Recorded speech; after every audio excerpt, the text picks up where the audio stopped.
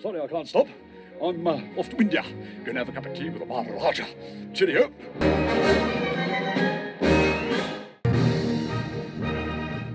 Chitty Chitty Bang Bang is a 1968 children's musical fantasy film directed by Ken Hughes. The film is based on the 1964 children's novel of the same name by Ian Fleming, with a screenplay written by Roald Dahl and director Ken Hughes. Here are 10 weird facts you may not know. If you know them all already, well, I hope you enjoy the video anyway. Coggins, what, him down the road? Sure.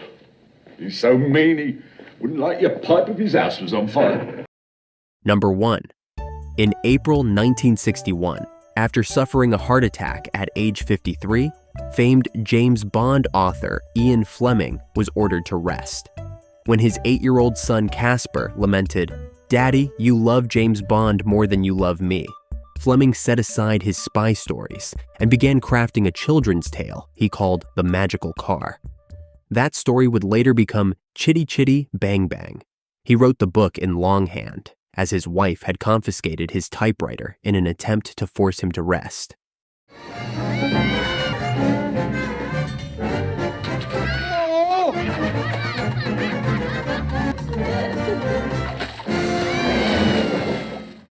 Number 2. Sally Ann Howes found the doll on the music box scene to be one of the most challenging parts of the film. The choreography was precisely timed, almost mathematical, and demanded exact coordination. The difficulty was that the mechanical movements didn't align naturally with the song's phrasing. What do you see, you Peter? She could either perform the pantomime accurately or sing the song clearly, but not both at once. Balancing the two required intense focus and pushed her skills as a performer. The only thing that I was really proud of, as a non-dancer, was the doll on the music box. Number 3. Dick Van Dyke recalls that while filming the Toot Sweets number, he was 40 years old, and he felt a sudden pop in his leg. At first, he assumed it was just a pulled muscle, but soon he was limping badly. After seeing a doctor, he was told his body was full of arthritis. In response, Van Dyke leapt up and danced, leaving the doctor stunned. Nearly 50 years later, at age 92, he danced unaided in his cameo as Mr. Dawes Jr. in Mary Poppins Returns. You know, when they offered me the part, I played the son of the old banker. And I thought, well, this is handy. I've grown into the part. I won't need any makeup. Number 4. While filming a scene in which the child catcher rides his horse-drawn carriage out of the village, the carriage tipped upward, with Robert Helpman still on board. Remarkably, Helpman managed to swing himself out and skip gracefully across the collapsing vehicle. He executed the move with the elegance of a dancer, which, fittingly, was how he first rose to fame. Oh, Peter, come and get your lollipops. Lollipops, come along, Peter.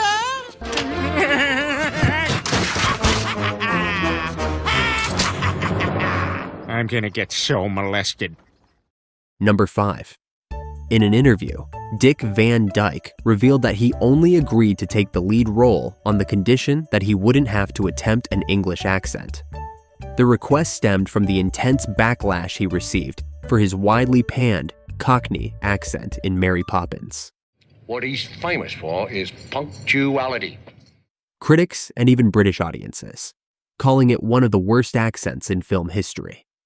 Hey, if you're getting a chuckle from this video, please tickle the like button. Thanks.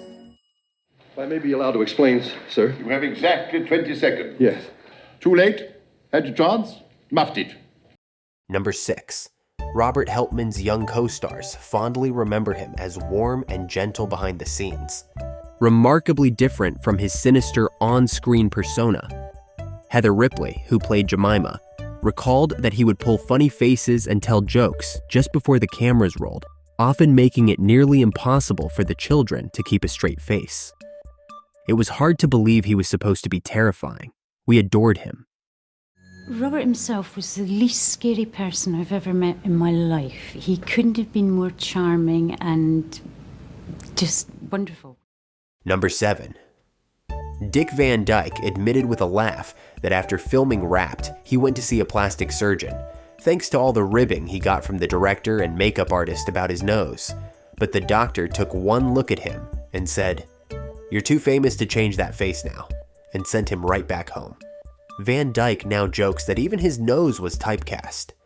He's awful. He's terrible. Not only that, he isn't even nice. Number 8.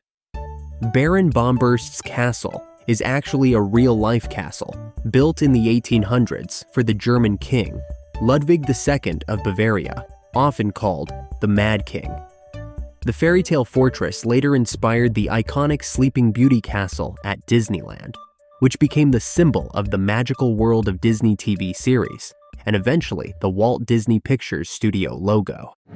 Oh, the posh traveling life for me. Number 9. Few James Bond fans would argue against Goldfinger being one of the series' high points, and much of its success comes down to Gert Frobe's unforgettable performance as Auric Goldfinger. So it's no wonder that Chitty Chitty Bang Bang producers tapped him to unleash the same sinister charm. In both Goldfinger and Chitty Chitty Bang Bang, Frobe's thick accent and limited English prompted filmmakers to dub his voice. Do you expect me to talk? No, Mr. Bond, I expect you to die. Number 10. Count Louis Borowski was born in 1895 and became a well-known English car engineer and race car driver. He had a big passion for building fast cars and even designed 4 of his own during his short life. Sadly, he died at the age of 29 after crashing into a tree during a race. Borowski gave his cars the fun name Chitty Bang Bangs and powered them with airplane engines to make them go even faster. His unique cars later inspired author Ian Fleming to write his famous story. What do you think of it? She's the most beautiful thing I ever saw in my life. Now for a bonus fact. At first, Dick Van Dyke was actually reluctant to do the film. The movie's producer, Albert Cubby Broccoli, desperately wanted to re-team Julie Andrews and Van Dyke after the success of Mary Poppins, but they both turned him down. Van Dyke thought the script had too many holes and unanswered questions. However, each time he said no, Cubby came back with more and more money. Serious money. So he finally agreed. Thanks for hanging out today. I hope you enjoyed the video, and I hope to see you again next time. Excuse me, sir, you look like a man who could do with a haircut. You're smoking! I'm on fire! It's on fire! It's all right, sir. Oh.